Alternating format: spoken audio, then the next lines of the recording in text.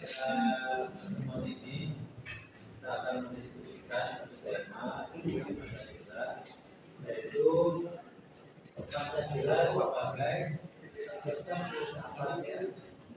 Nah tentu perlu saya sampaikan tujuan pembelajaran tujuan pembelajarannya itu sama bagaimana mahasiswa mempunyai pemahaman tentang Pancasila sebagai sistem filsafat.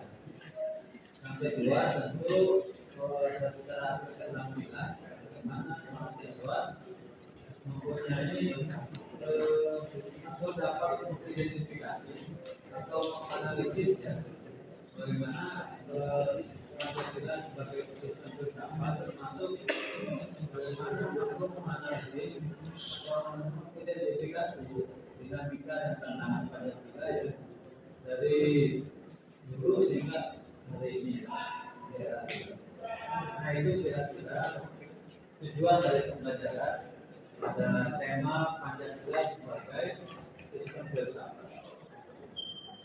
Baik, saya untuk mendapat mencapai tujuan tersebut, saya ingin menyampaikan ya, pada penguraian materi pada tema ini.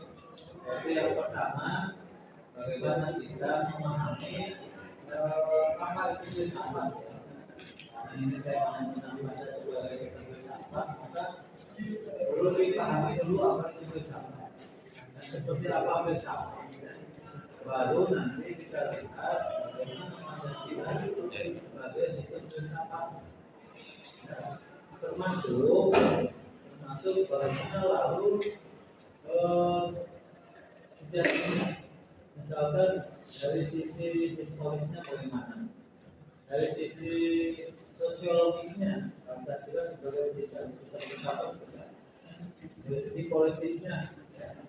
Ini ada aspek sejarah lalu mengikuti Pancasila sebagai sistem filsafat. Nah, termasuk juga nanti kita melihat bagaimana Pancasila sebagai dinamika dan tantangan Pancasila sebagai sistem filsafat ya. Kalau dari bagaimana kita mendeskripsikan esensi dan urgensi Pancasila sebagai sistem filsafat. Mari kita mulai. Pertama, saya mengajak teman-teman memahami apa itu filsafat, seperti apa itu filsafat. Sebelum nanti kita memahami Pancasila sebagai sistem filsafat. Nah, sebetulnya teman-teman mungkin pernah ada beberapa tendensi ya untuk memahami apa itu filsafat. Misalkan pada diri ya, meminta sesuatu ya, mempertanyakan sesuatu, melakukan sesuatu ya, dan sebagainya. Mungkin teman-teman pernah ya satu kondisi atau satu saat mempertanyakan sesuatu, melakukan sesuatu, menginginkan sesuatu, misalkan contoh ya, misalkan mempertanyakan asal usul saya sebagai manusia, asal usul saya dari mana. Lalu setelah itu saya diciptakan untuk apa? Lalu setelah diciptakan saya akan kemana? Jadi penumpang mengalami tahap itu sebagai itu. Dan lalu itu berlanjut kepada sebenarnya akhirnya berpikir merenung ya. Maka terjadi proses filsafat di situ, merenungkan sesuatu, memikirkan sesuatu, yang lalu pada akhirnya ya ada sesuatu yang ini logis, ya, ini rasional.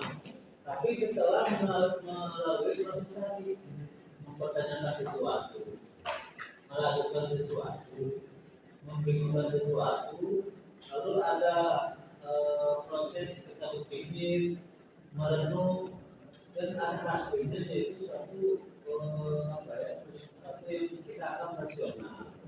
Misalkan kita dari mana, kita untuk apa, kita akan kemana, lalu ada peristiwa menanyakan sesuatu itu. Lalu ada perenungan, ada pemikiran, akhirnya ada sebuah rasionalitas. Oh ini rasional, oh ini logis ya, logika misalkan. Saya silakan pertanyakan misalkan Tuhannya ya, dan konteks ini apa? Siapa untuk melahirkan satu keyakinan sampai pada tahap merenung berpikir siapa yang percaya sampai pada akhirnya Tuhan itu rasional bersuatu yang sama ke hamba. Jadi itu kira-kira ya gambaran seperti apa itu bisa seperti apa itu filsafat ya. Maka kata kuncinya berpikir. Ada seorang filsuf mengatakan saya berpikir maka saya ada. Saya berpikir maka saya ada. Jadi kata kuncinya berpikir lalu hasil melakukan adalah rasional, logis ya. Itu filsafat. Nah dalam filsafat itu ada aspek ontologis, ya, ada aspek epistemologis, ada aspek ontologis, ya. Apa itu? Misalkan aspek ontologis, apa sih yang dibahas, apa sih yang dikaji, apa sih yang direnungkan, apa sih yang dipikirkan, ya. Masuk juga itu pertanyaan terhadap apa sih nggak sebagai filsafat dalam aspek epistemologis, ontologisnya. Lalu ada aspek epistemologis, bagaimana cara atau alat ya. Jadi ada cabang-cabang dari filsafat itu ontologis, epistemologis, aksiologis ya. Epistemologi sendiri itu cabang yang melihat cara mendapatkan ya, alat mendapatkan pengetahuan, keyakinan atau sarana. Misalkan kalau kita karena berpikir tadi ya, ciri dari filsafat maka alat sarana adalah apa? Atau pikiran kita, otak atau pikiran kita. Nah itu aspek epistemologisnya ya. Itu juga yang menjadi aspek bagaimana dulu para pendidik kita dalam epistemologis merenungkan, memikirkan dan alatnya dengan menggunakan apa? Satu kemampuan akalnya, juga mungkin melalui pendekatan apa ya? Rohaninya ya, kontemplasinya. Untuk memikirkan bagaimana Pancasila, apa Pancasila. Lalu ada aspek ontologisnya, ada aspek ontologisnya, apa itu kira-kira aspek aksiologis. Apa aspek aksiologis? Kira-kira itu hasilnya atau manfaatnya ya. Bahwa lalu nanti Pancasila dalam aspek aksiologis tidak hanya sebuah teks, tidak hanya sebuah renungan atau pemikiran, tapi menjadi satu yang bisa menjadi pandangan hidup atau bisa beroperasional menjadi dasar negara dan lain-lain. Tidak hanya mengambil sebuah renungan, sebuah pemikiran, itu juga bisa menghasilkan satu ide atau satu konsep ya. Nah, baik setelah kita mengetahui apa itu filsafat, Pancasila sebagai filsafat. Kenapa kita Pancasila sebagai filsafat? Mari kita lihat ciri-ciri filsafat. Satu, pengertian. Apa itu maksudnya? Pengertian itu bahwa ada hubungan antara sila pertama, kedua, ketiga sampai yang terakhir. Tidak ada pertentangan antara sila pertama, kedua, dan sila kedua, kemanusiaan, persatuan sampai terakhir keadilan sosial. Tidak ada pertentangan. Terus ciri berikutnya apa? Ya, apa Pancasila dikatakan sebagai filsafat. Ciri berikutnya adalah menyeluruh. Ya, komprehensif menyeluruh artinya apa?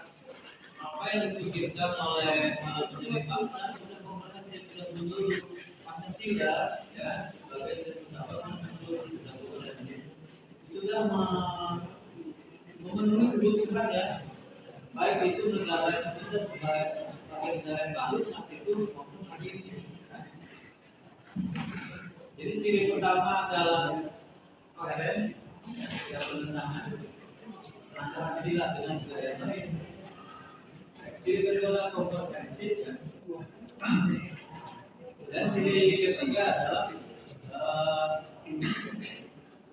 bahwa selain dari kompetensi, maka ciri ketiganya adalah rasional. Oke, teman-teman, berikutnya coba kita lihat, ya, kita lihat aspek historis, sosiologis maupun politis. Jadi ini Pancasila sebagai sistem beragama itu panjang. Historisnya mau lalu tidak terlepas dari masa masyarakat kita di kemerdekaan. Masyarakat sebelum Indonesia merdeka. Bahwa Pancasila itu adalah nilai adat, kebiasaan masyarakat dan ini keadilan yang sangat kita dukung. Terus dalam sosiologis dikatakan bahwa konteksnya sila saya aja.